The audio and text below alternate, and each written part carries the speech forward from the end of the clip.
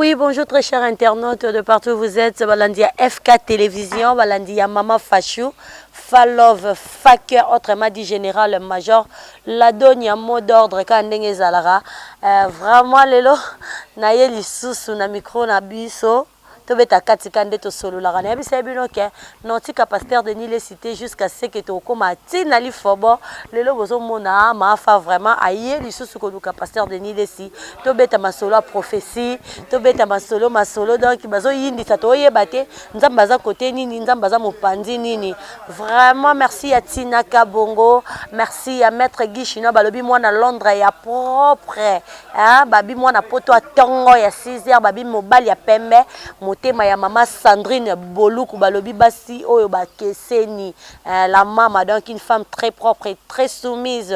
Là je vois Gisèle Yamamoto ya Cappuccino le Bogar balobi musicien wa sepeli sarabiso na kata RDC musicien ya propre pe ya Bogar musique pe ya kitoko. Ma copine de Deda Marlène Kasanga balobi la naturelle la plus belle balobi journaliste o apé ça ba misusu posa quoi. Donc de gros bisous à toi, merci à Fisto Jinanga qui est derrière les caméras. Toza awa lelo toyo okutana na pasteur Denis Lesi to kota na kata lupango to ko lukae to ko beta masolo to yeba elo ni ezoleka hein et le bata tendresse bidinga où allons-nous, qu'est-ce qui se passe, on ne sait pas. Est-ce que vraiment il y a Dieu parmi basali Nzambe? Est-ce que Nzambazo existait? Est-ce que Nzambazo loba? Est-ce que Nzambazo sala parce que natan wakala to yeba kikie Nzamba bandai ko sala na ba acte na ba signe to bandai ko mona. Donc le lopé basa Nzambe bazo loba. Est-ce que ba prophétie ko kisamaka? Est-ce que ba prophétie wana eza ya solo et utaka pa Nzambe tout ça et ezo weli sa bango nini parce que le loto moni awa likama ki bokonje kotiti na ba église franchement na bi ke so yinda kala mingi tawa avec pasteur Denis Lesi bebi ke yarane vérité dans ma bene lokuta aloba ka vérité likama bokonje kotiti na kati église président sezo weli sama le loto komi komona awa président et komi pasteur Denis Odo Kamba a commis président ya ba pasteur et zalaki na maboko ya mon général hein mon général papa le longwe pas mon général Sony le commis pas pasteur to solango sous bien na pasteur Denis Lesi a éclaircir biso qu'est-ce qui se passe entre yé na l'homme à retour à la parole, un préfet de discipline, apôtre Mukuna, et l'oko nini, ezoye, batozoye bate, ba pasteur balingi nini, ba komo tia trouble la kata bana nzambe, yango loko la to banda ki déjà na pasteur Denis Lesi, le loto rosuka na ye, poto ke ne peut koluka ba pasteur mususu, to so lango na micro ya FK Télévision, to ye ba qu'est-ce qui se passe, et lo oni ezo pelisa moto na kata basali nzambe, to koti ensemble, to kende to ye baka ndenge zalaka, hein? Sanité major Elisa Mbaza bambote na bino vraiment aïe bangonde tembe bambote belé na général Kasongo mon papa que je salue balobi talaka yo donc vraiment tout vous met ensemble pour toza vraiment. Ah oui, très cher internaute, Kandela Loba qui est là vraiment, Naroyambela Bino, pasteur Denis Lesi, Tozo Mekana Kobeta Lisolo, ya Likamba Bez, ya pasteur Denis Lesi Babi, pasteur Denis Lesi Mukonti, ya Bez, Mikolo, yo na YouTube, Balobi, pasteur Denis Lesi Amoni, qui est na Mamanzamba Sili, Yango Alinga créé na Bez na YouTube. Na Sili, pour Nazala Kaka, Monto a Sili Bayo Kakae, ceux qui ont eu au monde entier, c'est que na Sili, Nazaki na pause. Nazalaki na profil ba et stratégie nanga na linga ina vendre la pona bimanelo mo boy parce que un professionnel topé muto ayebi nzambe a solo un ayebi muto a ko jouer na air ni pe na temps ni pe na moment les am grandeur et senga temps moment opportunité na biloko ko permettre muto à agir donc bato ba beta ka beta même boxeur a beta ku ayebi que na beti ku muto ma monga kweka donc datika i Congo pendant 7 ans dans le bâté dans ça la émission normale natiki ba mboka na ko kutaka veille patriotique donc na kutana ngai loko awate et puis avec patriotique ngo pe eza politique eza nango loko pe molimote alors na ye na longoli yango po na kota siko na makambo ya Nzambe donc makambo Nzambe siko ezali ke banje nde na ye nango na ba repentance ya basali na Nzambe ya ba politicien ya banani pe tozongisi esakoli na valeur ngana ye mama politique te et puis BST, les amis qui ont été bateau bateau sepela lango et belé pe bazo inango. kondima na koyina so ekutani yango nde ekreaka fait négatif na positif so bato nyonso baondima yo se koza faux il faut bato bandima yo te bamosusu bandima mpo positif na négatif epesi flamme donc bana poto baconfirme bino na bato nyonso baolanda biso YouTube eza ya motu nyonso paster maselo azala na YouTube alors paster mukuna pe azala na YouTube bato nyonso bakota YouTube yango nga bena olanda bango awana dona olanda ngo bato adimi ngai baaccepte nga lokwa baaccepte nga est-ce que ça problème baaccepte yo eza problème te pasteur Denis Lesi tobeta na okati po to comprendre susu te qu'est-ce qui se passe pasteur Denis Lesi kande balobi base tema mama nzambe po na landaki motu moko mosali ya nzambe pe kaka alobi ozo kokana o lisusu te parce que loko nzambe se ki makala parce que komi ko diembela na ba prophétie ya lokuta lelo pasteur Denis Lesi aeli biso ke na 2023 le président honoraire Joseph Kabila azonga na pouvoir babi eza lokuta yebisa biso na prophétie ngo kop na yo kaka to nzambe pe nande mutalobi. Bon, on a jugé bateau bamoninga lokutate parce que Bible lobby ne méprisez, n'éteignez pas le feu de l'esprit, ne méprisez pas les prophéties, mais éprouvez. Éprouvez veut dire yungulat, eza droit na bango, mais na yeko constater belé que na Congo, basa na nzambe belé baza trop superficiel. Superficiel et l'axine bakenda na fond et l'oroté. Ils sont trop en l'air dans des jugements. Maman moninette et loko ya Joseph abimi mutakala na ndako ya Potiphar bilamba etikali na chambre mais est-ce qu'azaki coupable toi est coupable donc et là tout simplement que ceux qui mutu assemble na nzamba solo ako comprendre loko eza solo pe loko eza solo te bato ebele bazo travailler na émotion mais baza na profondeur ngana nango te les gens parlent de Denis Lesi mais moi je suis profond ezala na makambo na sala ka au hasard te nayebi ko calculer fond nayebi ko calculer aire de tir nayebi ko calculer planification nyonso nayebi un grand azana ba qualité wana nyonso en tout cas on dit grand ça dit mutu ayebi ko yeba opportunité na kati opportunité ayebi moment ya exécution moment ya réflexion moment d'agir ayebi moment ini na ko sala action mon nazali na message te ba période wana nyonso tina kenda prison nzondo eboti biloko nango mais à un moment musa na nzambe fa zongela Kolo pour appeler réanimation spirituelle. Toi, tu reconnais que Bima qui libanda encore. On a bimité, ça dit que si on bimisa belé, même voiture est en entretien. Ça dit ce qui m'a foutu à ce roumeli et qu'on passe la moteur. Donc, on se beaucoup travailler dans un titi message est calé. Bah passer le bébé échoué à la place on a bandu forcé. Bah forcer à côté. Sauf sentir parce que tant on a sali bah stade, les je fais 4500 croisades. Et puis, dans la salle, 14 ans na terre chaque jour dans la télévision, 48 émissions par semaine. Sans pause. Dans le temps, retard. Dans le 10 ans, 5 ans, 7 ans. Donc, dans tout le monde a sali un sacrifice grave. Oh, le loba on monate. 2 heures du temps pour pendant 14 ans. Nazu combo. Nazu combo te ya héritage te.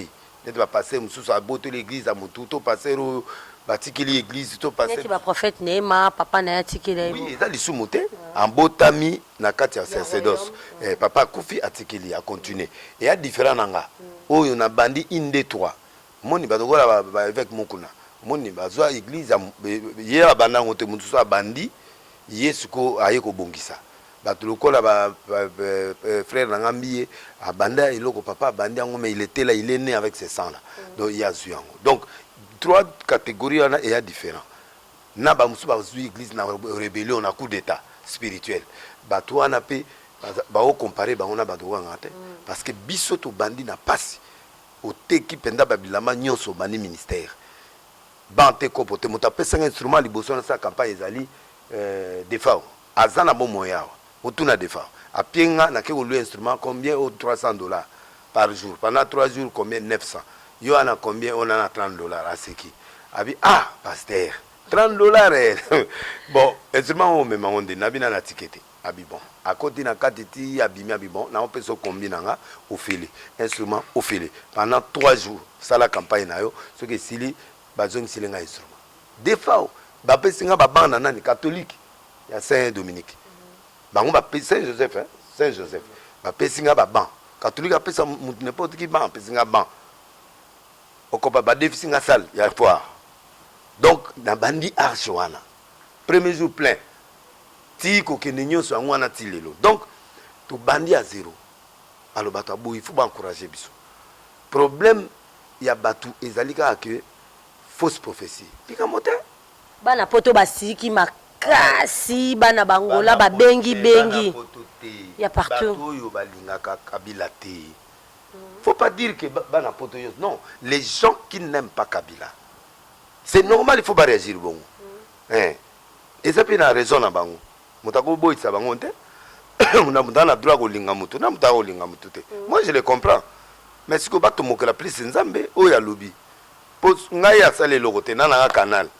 Est-ce que humainement parlant na yebi que azali sénateur à vie. Na on peut sa profession ande. Humainement parlant na yebi que mutu assez atika pouvoir à sale alternance. Na ko profiter sentimentalement de na bo moto boy na ko loba ngote. Donc, ce qui n'a lobby, et où t'es pas en colo. Et puis, quand je dis écran prophétique, il est rattaté. Donc, ce qui n'a bêti écran prophétique, c'est-à-dire que là, on a bien noir et blanc, rouge, jaune, bleu. Donc, il rentrera. Comment? Bon, tout le monde qui met ça soit son année. Il y a un peu de temps yeba. Ça soit des fois. Poutine a sali combien de tours dans le pouvoir? Bah, c'est Billy. Bah, on a tout comme Kabila. Donc, bah, ça, Poutine a sali un retour combien de fois? Hein? Na tuni au Poutine a fait combien de fois nani awa na Brazza na ngambo avant na epet mais azongi pouvoir ndeni. Donc au lieu batu ba bonde na Nzambe, au lieu batu ba comprendre pourquoi Nzambe ko permettre mutu oyo azonga, batu atie liboso en batu atie liboso Fachi a sali nini na lobi 2023 te na lobi azozonga kozonga elaxi que c'est Dieu qui décide. Et puis azonga na combien de manières? Il y a plusieurs manières à ozonga. Ako comme appelle le comme premier ministre muta boya ndeni aka déjà sénateur à vie yango na solo ba mais Nzambe alobi ozonga soka ozongela ngondeni. Donc wana eza question bango faut pas tout ne pas Nzambe, Dieu est souverain to éviter liboso to éviter simate. Donc c'est à vous de prier. Bon o le bo finganga boko ne pas muto atininga bo finga pour yé muto alinga zongisa. Pourquoi? Donc ils ont interpellé pe bato alelo na yebisa bato un jour mbuta ozonga wa mbuta kufa bato ninga ma ozonga ndeni ozomona batriko mbutu te drapeau impérial vraiment nazomona batriko ya mbutu ezongi nani banzembo ezongi mais mobima na ye wana te mais mbutu te bato akomole soki mbutu azali akufa ite azalaki te abo moy banga ndozwa ye maman très profond hein maman to lo ba vérité les loyo bato balati ba drapeau mbuta le belé monde atina na kina tina poto alati si bato ba ekoti ba tricot azongi to azongi te azongi ça dit que bato bazongi si na mituna bango po akufi yo monaka anniversaire ya mbalo ndenge na plate plein mbutu oyo anniversaire mbutu oyo kala bafinga quand même mikolo ba photo bazongi si image ça dit nostalgie moko bo bato ba komo luka ya zonga. Mais ce que il y a des gens oyo pe balinga Kabila, il y a des gens oyo pe balinga Keïté. O ba réagir wana eza bato balinga nga balinga pe balinga Kabila te. Siko ba déçu comment muto oyo asakola biloko ndeni. Et c'est faute nanga ou bien eza faute ya Nzambe. Yende mutape singe sakoli. Yango moni na ba faux prophète nyonso wana na benga ba faux prophète parce que un vrai prophète ne peut pas minimiser la prophétie de l'autre. Laurent Dalo Alobini. Laurent Dalo Alobi que parce que le président Tshisekedi a planté des corps. A planté des corps relaxés. A tia ba base il y a développement ya moka. Mais yé mutako sala ngote. Mutu agoya après. Mutaona. To yebiete. Ba tu peux ba fashaki. Wana na papa ya molimo ya yi. Papa ya molimo o encadra kaye tsika ya sambelaka. Baba mie mabanga. Alobi na moni mwana nga osala eloko te mais oko planter ga décor tokolia et pas moto azoya omoni Félix akenda église te akenda za conflit na tata na te a mon esprit à comprendre. Donc pourquoi? Parce que yebi ke mbaloyo azaki pe na coalition ba musupe ba otie bakal corona pe tie ekal bango na cash ba mitieli ekal ba mbongo il y a mis en désordre ba millions ezo suye biloko na ye ezo rendre combat mais nzamba ko bimise kaka na kati ya biloko wana il va venir demander le double mandat mususu et pas à peuple va comprendre que biloko mususu simbaité compte tenu de ça il a l'esquisse à donner mais oyoka batu na bango na ba passer mu fo asala tina 2042 2030 Félix Tshisekedi azali mwana ya papa Etienne osokanga mwana papa Etienne et Etienne abundi vine mobimba pour l'état de droit. État de droit veut dire respect de la constitution. Si ko bazo mema président na respect de la constitution to ba meme libanda. Il faut éviter ko yoka batwana. Il ameka kututé parce que biloko bimisa kabila ya wana. Changement de constitution na changement ya ba date. Prolongation. Ba biloko wana ya recensement ebanda na période ya kabila. Banga basala ngo peuple abima nzela. Ye moko pe abima nzela. Siko ye o ya défendre ki constitution, ye arobima sunzela. Ba bimele siko na nzela. Et siko bazo lo bango à l'aise. Bazo pe sa force pas benemi. Et maintenant benemi siko bazo zo ba stratégie à sika en cas où bango ba prolonger talé l'autre ça là bango. Bako surprendre pe bango. Pour tout monde ba marche ça le mia wape muta gagner muta zate. Mais bilongiga moko ezaki na FCC au moins ilongiga na IDPS au moins ilongiga na marche ya nani donc on dirait comme un commerce ba pesinga moko na ke marché donc comment batu bo ba mo louer ba on est bato balela na Cameroun balela na Côte d'Ivoire ba bengo ba plérise so za matango za na batute OK louer bango ba o lela ba o baluka pe na mabele ba ça mais ko lela pe solo ma ezo bima ona miso d'autant ça kanisi kokone mo akufaki mais et comme boulot donc siko tokoye banana olingana nité donc neto zawana bo sali bien ne bo exprimer sentiment na bino et a droit na bino mais de laisser n'est pour rien pour na esakoli pe na musakoli na nation so na beti ba duta ngote donc na beti ngote parce que Félix non na beti ngote parce que mutumo Moïse Katumbi c'est mon ami asalanga makama minene ko lekata mutsu bato ebele mais azape na posa que des candidatures. Est-ce que vous avez découragé? Tiens, à composer, il faut l'empanner dans le côté moko. Azabe na posa tia libaya. Abe tapé candidature nae. Est-ce que vous avez péché? Non. Ma prophétie que Dieu a donnée autour de moi n'empêche personne. Et n'empêche rien. Mais sauf qu'il n'y a pas de la pète. Bon, pourquoi va de tout bazonga Sophie? Asaï binonine, asaï moutupenine. Donc, moi, je ne défends pas Kabila. Ici, j'ai prophétisé de la part de Dieu. Quelle bonne distraction. Michel Ayepsa, roi Biozo, qui ne combat. On gagne combat, mais on koufa. Combat, s'il a gagné, a koufi ne pété. Alinga, pe, maraboye, ou pe, ma place, mon pas. Flèche, moi, ouité, na ka ennemi, bundi, flèche, petit kabé, na bois, gangwaza. Flèche, on a yéti, côté, les rois, koufi. Après combat, une prophétie reste une prophétie. Une fabrication reste une fabrication. Je ne peux pas prendre le risque d'aller à la télévision pour donner quelque chose qui ne va pas. Non. Naza un professionnel. Ce qui n'a moni que j'ai fait combien dans le ministère? 40 ans dans le ministère, maman. Na 40 ans, on a eu bamungonga le kutane à malamute. Ba prophète onyoso o bazo loba loba na. Nana sa kole loko moko en plein air na mboko pe loga ne salé. Ba ya ga ona lobaka ngo wapi preuve. Ngana zo beta na TV. Ne na beti bo internet mukili mmeyo kyango. Na beta la TV que Kabila Robima, papa de Tshisekedi Robima te, mais Kabila nzamba pesi au dernière chance. Soki et puis na chaîne na bango na digital. Bima zeza la digital pe na nango. Émission mutsuso yeto tchango après to bandi débat. Donc na lobby gouvernement ko bimate pendant 3 mois tant gouvernement bima président Kabila soki asali choix ya technocrate guerre bima na kifu. Pa papa de Tshisekedi a ko diriger mbokote. Mais la toba ya sima ba diriger. Mais papa kufa.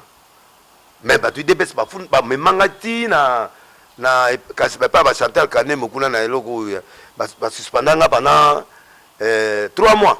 Na sai recours ba yo longola 1 mois. Mais yo depuis quand comment pesa biloko ya élection. Président Bimat. C'est d'azote après 3 mois. Vous venez bimi après 3 mois. Bâtir ma tata pogno.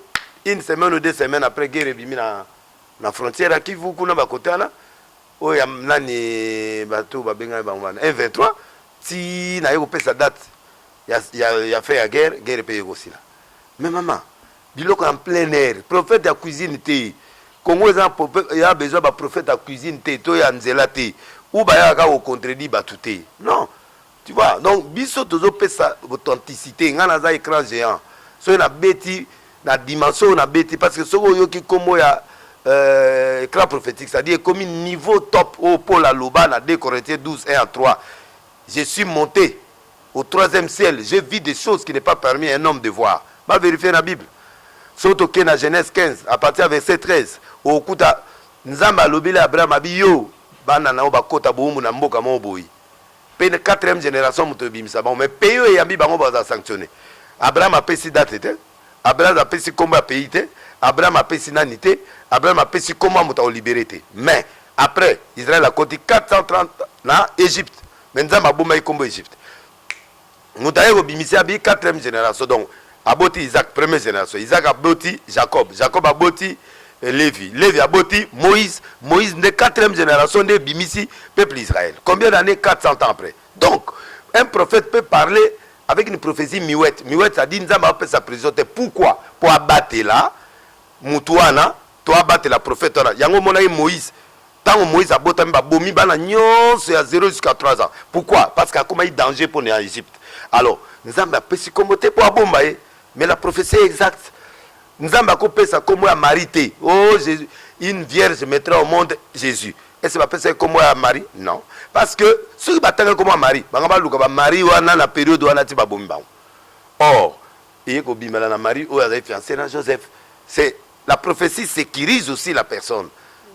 Ti Nzamba zo pesa date ya rentrée officielle ya Kabila te ou ya mutunaya otina do fete pour baboma bango tant musute tant musuma mon estimité mais c'est que je sais que quelque chose va se passer sur ça. Cela n'empêche pas que netinga bona soutenir Rafati 100% même 120 parce que na croire na yi naza pas mi bato bandima élévation na yi pe nazo croire na yi ça mudago douter na ngote ko ganga na nzela to go finga na Facebook et pession nzela te go linga Félix non biso bede to ba leader d'opinion ato yininga ongo bomanga mais il faut nzaba autoriser liwana nga ye moto azotala nga wazo finga nga wana an intérêt azo kutu ba malédiction parce que na homme de Dieu. Alors à ce moment là kasi bino na bino ba homme de Dieu tozo yeba te tant on a yé na bisi bato ba bongwana. Pourquoi j'ai dit ça? Parce que ba homme de Dieu belé ba pengu na bango ba msu ba komi na ba kisi ba msu ba komi na ba biloge belé oyo azo lobana elo ni yebisi ka azo homosexualité elo ni zo l'accepter aza faux. Parce que Bamoussou va vous dire que la rébellion n'était pas moutou. À quel ça l'église? Un rebelle. Bon rebelle a prophétisé. T'es na tunio un rebelle. Un afflué ni nanzotona. Ah oui. Moi na oya zo finga tata na ye. Et c'est moi na wana zana bomoy. Asa mutali wat. Bon moutou aza déjà un élève libre na classe. Agolinga yozwa. Élève libre soit dans la classe a déranger akaka po baninga balandai. Donc il y a des hommes de Dieu en amboko baza ba rebelle ba bimana l'église abatu ba botola batu l'église ba sala baza ba rebelle. Un rebelle il faut tika ya luba alubi tia ke kufa. Vous comprenez? Donc mutu nyonso azoloba mabe na nga sikoyo nzambe ye mo s'occuper na. Parce que toute arme forgée contre nous sera nulle et sans effet et la malédiction sans cause est en effet. Ce qui nga nazoloba de la part de Dieu et que yo zotele melangai yo nde mutu wishwe. Donc maman comme manga ba passer te oh ba prophète nini yebsanga prophète nini yo oyelanga lelo yo oya ko lengisanga oya peda eloko monde entier eyokani hein wana ba biloko mike oyo abeta ba balle perdue donc ba osa ba balle perdue eyokani ese biloko oya ba wezo yokana oyo zo yokala kayangata oyo mo ateki biloko na obete ezo yokana obeti penda penalty eyokani oya bango bazozo moi ba balle perdue mo boka batumba yoka bango ba yoka ba mais mutu normal. Pourquoi bazo banga si prophétie na? Pourquoi ezo lobisa bato? Babi parce que tu le fais dans sentiment moro boye. Mais le sentiment yo que le côté na ondeni. Bango baebi ke nzambe azakati na bango nzambe ne muta pesa. Moïse alobani Élie alobani. Ou l'Éternel est Dieu ou Baal est Dieu. Ezaraka elo mot. Total libosote. Total liboso. Total liboso. On appelle ça prophétie. Il y a liwa il y a empoisonnement à chef de l'État. On a bien coufité mais à quoi yaki. Pourquoi ils ont? Pourquoi ils en ont plusieurs façons? Empoisonnement, tout ça. Na yebi ki ba service là-bas, ba yebi wana ke toujours il est en danger. Ah walinga qui ne qui va arrêter pour raison sécuritaire. C'est-à-dire il y a des choses où nous avons prévenir en haut. Imaginez ce ba service n'est été en a kende ba akutana ba certaines surprises. Avion ane ke yo aliboso e ke zongi. Babalo tout ma ba drapeau kuna. Ozo mote munguna zo luke kaka. Les gens, au lieu de voir la portée de la prophétie, les gens sont... Oh, les aïkouna. Est-ce que pourquoi un chef de l'État, le rôle a bisoboui, a reporté et l'autre a boya kokende. Et pourtant, mboke zaï. To gondana ki batouana, pour la website, que le président de la République a dans la place au Kenya, nyon sanga keni fois kende. Nous, on les soutient. Mais, la réseau de sécurité va habiter avant. Qui ne dit pas que ces gens-là, bah, qu'on peut que ça les m'a bien partir à.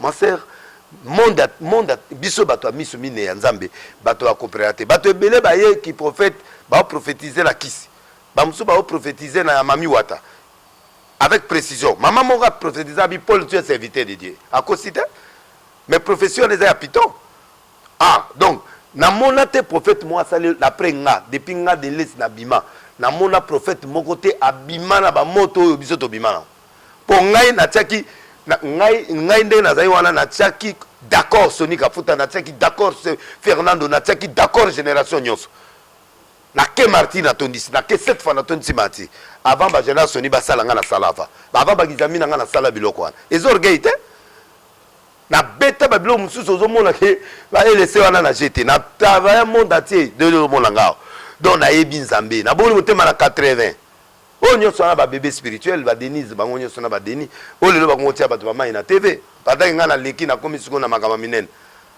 to komo mona ba écran prophétique ba on ba tika leka tia mai na TV biso bi on mona nzamba bimisa ba tasika abimisa ba passer renouveler pour permettre ma femme bazo kamwa Denis ça alo ba mama repentance yango moni ezbeli si ba ngiko on dirait na kenda na ba ngoma kabwa makamni na wana non nde bazo mona nga on dirait na tambola na batu nga tambola na batu te. Babi pasteur Denis lesi moko nzababali bakati kati eleke belé mais sauf que babi ofutaka bien ya wana moye ba vidéo na oyebi mezate po yo penda so ke masolo mbongo pesa makitoko. Non, je respecte mon étiquette, toi Batou, toi na ba faiblesse, mais je ne peux pas dire que je suis dans ces choses-là. Wana tant tozaina no ba jeune moi berere zalaki to senginzambe bolimbisi. Naza toujours sincère. Nga bomba te mama. Parce que ayo banda makambo yo banda oyo. Makambo yo zo banda ozo banga teke mukomsu pe bakanela oba bimisela so vidéo na. Bandi. Na yoki ba ke futa mbongo na journal. Et journal oyo comme na ngoni so na ozela ka journal ngo ebima po na tinda ba avocat. Bato ya bandal ba kede ya kuna ba futi ba mbongo po ba bimisa o delile so mona ka yesuki na. Wa sûr que vidéo ezate. Na lolo la crevette so aneni lolo se kufa kala hôtel lolo la crevette na limité te na kamba yao kala ba journaliste ba benga ba bitala bato bandal ba yoko tika biloko ao nga biba bobimisa na binango na bandal be église minene ya mibale na bandal baza eze bele be église mais oui yebani ezali eze bele vraiment très cher internet mobali alobelaka moninga likambo boyi mobali akendaka na mokongo te koti na bana te nga alobelaka yo boyi face à face yo pe bima face à face mobali akenda sima te mobali face à face to bilelo bon to benga bandal boyi to yamba bino na plateau ko yamba bandal te po aza dignité ya ovana nanga poto solo makamwana te il faut bâtir ngai penda bâtir la ngande papa Kelani tout ça demande à papa Kelani sur la doctrine mais na roto ça y pour na quoi il s'appelle vraiment mais voilà te voilà les autres nyonso nda bimisela nga munduki na ya débat o ba pasteur pe boko ma minduki c'est que mama politique on boko tonga makasi tina ba niveau wana Maman, tu as une question, je avance. Ah oui, c'est votre servante, Fatouka Emeka Ndezara Songi. Pasteur Denis Lesa lobby, a lobby vraiment que prophétie nae et outil na bata mokilité. Donc, Oakoboya est allié, prophétie Zazemi et Kendaka na Kobima, Torozela. Siko yo pasteur Tozo qui n'est pas vers la fin de notre émission. Toebike, Bozo, Kende na moi, Boye, le pasteur de Roger Kamba Komi, Mokonzi Nabino, et Belepe Basepe. À Mokonzi RC. Nanaza évêque président à NRC. Mais Babi Godé Kamba, Komi, dirigé Dodo Kamba plutôt. Église des réveils. Yo ça réveillé. Bisoza nouvelle église des réveils réformée au Congo. Bisona Bango, toza niveau moko. Mais Bango ba na chance ba siéjaka. Na plateforme ya confession religieuse. Mais non, biso toza même force que Bango. To legi kutu Bango na bato. Na ba pasteur. Ponga zoa Bango presque ba pasteur nyoso. Biso ba réformer makambo ya ba bilo wana o balata ka wana banani biso epa na biso ezalate. Biso to lata tenue cérémoniale toza na temps. Et puis kokani na ba bilo ya batolite te banini non. Nous on est dans les réformes, et pas na biso passer il faut attendre, et pas na biso passer il faut à former, il faut aller ba constitution, il faut aller ba loi, il faut aller ba évangelisation, aller ba donc toi là ba prix de divorcer ba bengani. De pas la biso za acheter. Et puis na appel ici na au conseil confession mususu auto za ngai passer mukuna ejiba passer kizamina triposer mukendi AR, c'est-à-dire Runiga ou Azara côté rébellion wana toza suba 13-15 leaders ya makasi ngalasi papa ngalasi donc tala begizo ala nyonso sangani suko ba plateforme nyonso ba confession na nyonso ezali godem poipe azana kati yemo tazo présider suko biso be do la confession religieuse pe mususu ya wana mais te to bomana te wana au monde des jours wato kutani calamité na réunion tukutani ba bizami na bazai yepe mukuna zai wana y a pas un problème wana ya masolo ya biloka ya libanda wana te wana ya libanda vision ya mutu na mutu libanda yaneti vite azobeta bale nae imana pe azobeta bale nae mais équipe nationale les elo mususu quoi to ala carte équipe nationale bazu ba meilleur joueur pour ba kende donc bago boyanga te parce que naza Messi donc il faut nazala wana oh mon pasteur Denis Sabi aza Messi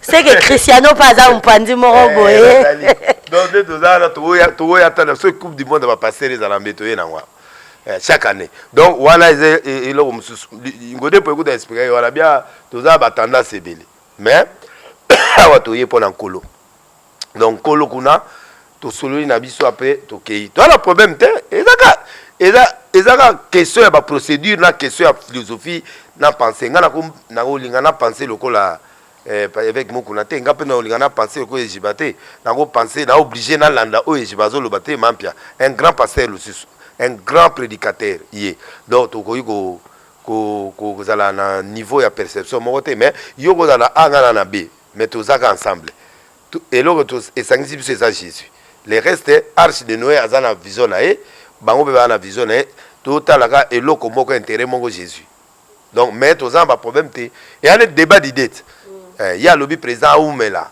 aloba ka on est na stade passer moko ba pesa que parole jour to ina président ko consacré ba pesa ba loba bien président Oumela akenai alobi ka bon sanga ponga na za franc yo mo yebi ko zokisaka mettons on a franc motali na za franc ma mona lo beza solo me ye comportement ya linga bongo te ozomona e akotu samati mota mesana na ya biloko ala te siko bimise polele fo mona mabete voilà wana azoki asengi pardon ozoki asengi pardon to kende vers la fin nezaka na c'est ça qui question ote dodo kamba aza va voter comme leader de l'église des réveils. Na place à Sony, passer Sony pas boy.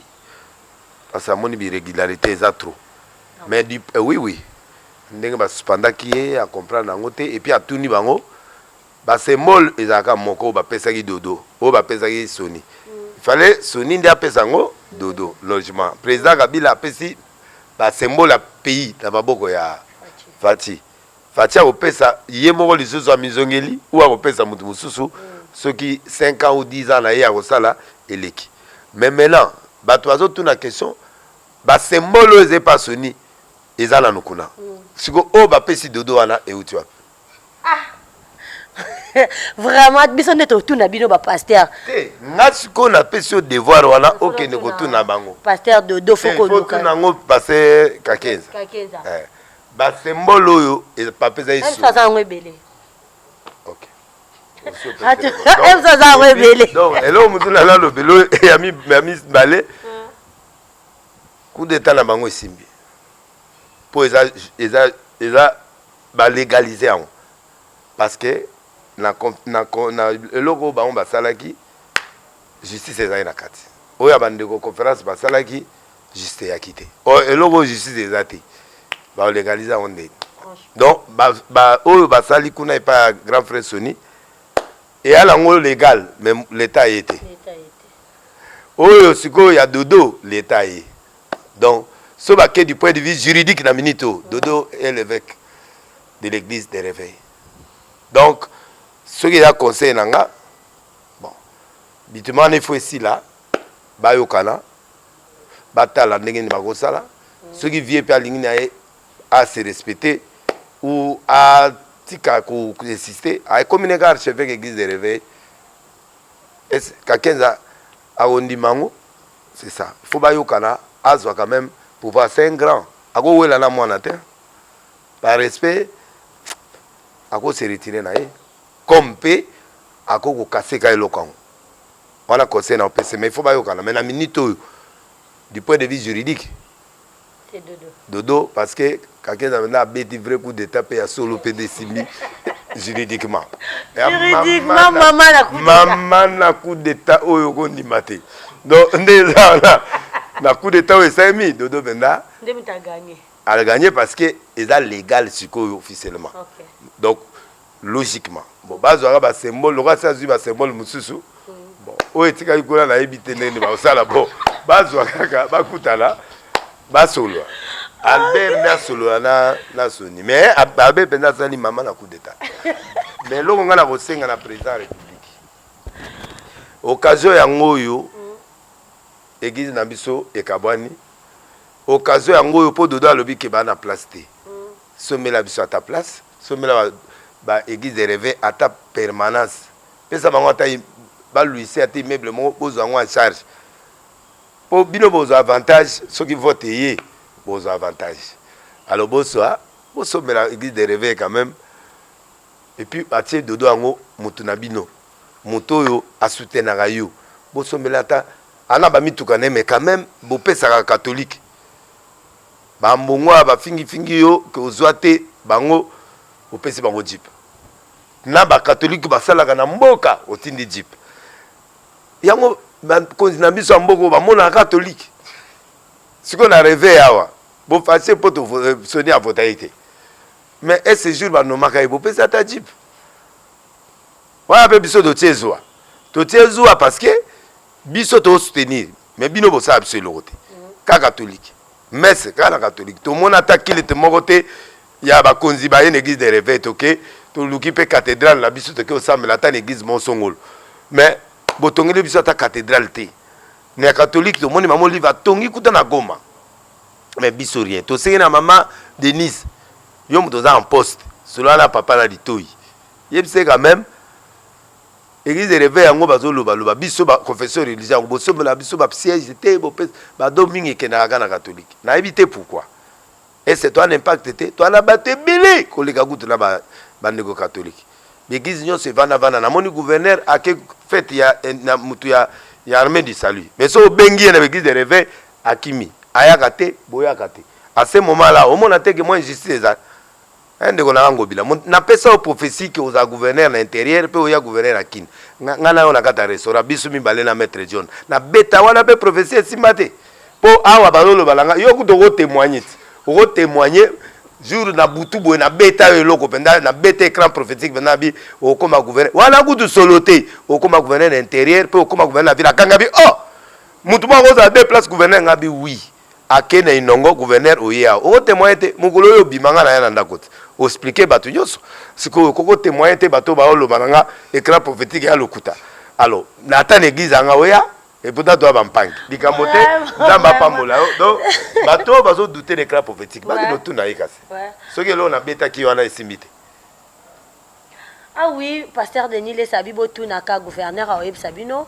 On est à la fin de notre émission. Pasteur Emeraude de la fin. Batunyo Soyo, Balandiyo, de partout dans le monde.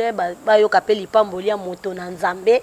Ngape na lebi kelelone na zabe na kepe na moi prophétie na ngapo na nango vraiment besoin. Merci. Besoin ni yo lingika obi mamboka. Mais yo nganga iko. Souci na yo za okende poto. Mais okende. Contredit nga soki kati na beti prophétie live papa cameraman nga na prophète live na beti ke posa na ende nga zambe kolala kolamuka ne mikolo abima Vraiment. Bon yé wana soki na faux prophète kasi a contredit nga bon donc ba kende pa papa ngobila a expliquer que muto a musakole solo et puis babiloko nga na loba na RTS na luka ou d'émission mo mikolo na zonga na RTNC pour na sala bilan ya bakambo nyoso nga na loba na bango donc na pesi minombote bosilikela ngate bosilikela nzambe po ye mutalobaki deuxièmement bo douter po professeur Zazemi et bo takakaka to avortement zemi zanga na deux choses avorter mais zemi ana kati mwana kufi ou mwana bimi alors eko dépendre na soin et entretien ya maman pour na mwana wana c'est vous que Dieu a parlé que tel a ozonga. Mais bobo ça ne sait zonga te. Comment? En conseillant na bateau bazo travailler bo aider à réaliser pour ça ya peuple congolais. Pour ceux qui peuple présent oyo a sali pour ça ya peuple congolais te ndenge ga yela ki kabila ndepe go yela. Ça c'est la vérité. Bon amata akita na 2023 au sala bilan. Bilan on est à la conseiller était bilan on est aux après ministre était bilan ba olobaka Fati a échoué. Alors il a intérêt muto a fouter la tie pemeni. Muto azoya na ba blabla tie pemeni. Pasteur oya na ba dossier na lipekolia na mulimu pemeni. Pasteur ba yaka oh je vois pemeni. Oya ba toma bumu pemeni. Zo équipe ya bien. Oyo ko sunga yo au réussir. Kabila n'est pas votre ennemi. Kabila il peut rentrer après 10 ans, après 15 ans, après 20 ans. Ah oui, merci Pasteur Denis Lessi. Nasir Bosepeli, parce que Mingi Bobenga qui en tout cas vraiment bozaki na souci à likamba prophétie, boyoki explication ya mosali na Nzambe, alobi bia oyo Nzamba lobela kiye, eza lokutate, eza komaloba oyo tepa na Nzambe, tozela accomplissement nango et après nde tokoloba babiloba loba na biso biso bata réseaux sociaux, o tolinga ko baksa mafuta na moto na essence de sika moko. Merci Natina Kabongo, nandengo landa qui vraiment merci ebele na maître Guy Chinois motema ya maman Sandrine Boluku na Londres na bosanité Aboubakar Lyondo Nzamba Mungu Abiba lobi l'argent t'appelle papa un grand homme dans un petit corps merci na basali Nzambe nyosa o wa kolanda émission oyo bobeti samali bakute eza droit ya parole eza oyo motani Nzambe Nzamba lobeli ya loba yo peso ko monique maloba wana eza lokuta 79 40 403 benga biso tokoya po basali bana Nzambe ba ba vérité ezo uta wapi mwambota suka poto kabwa Arche de Noé bato nyonso o bazo babituma nyonso ezo lekana so za pasteur ozana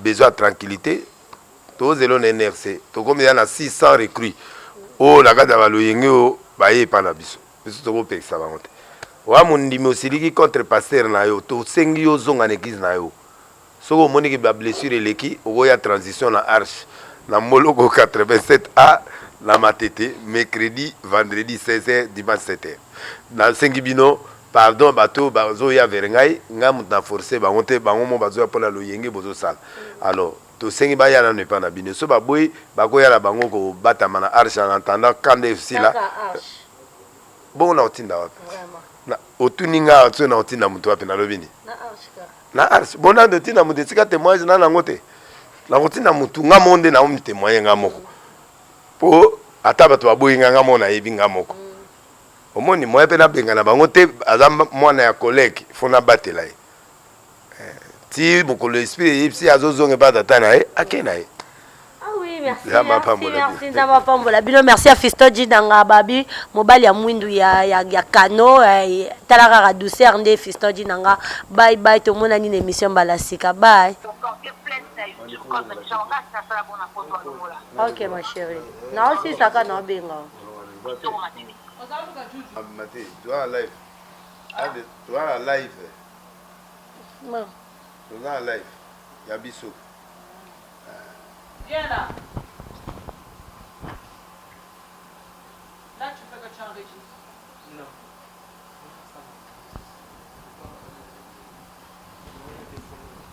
nazoki pota na mbebo zileta sika inyati nga mbebo nazoki na mbebo zileta wana ekati nga mbebo akili ezomaka naumeli na kati po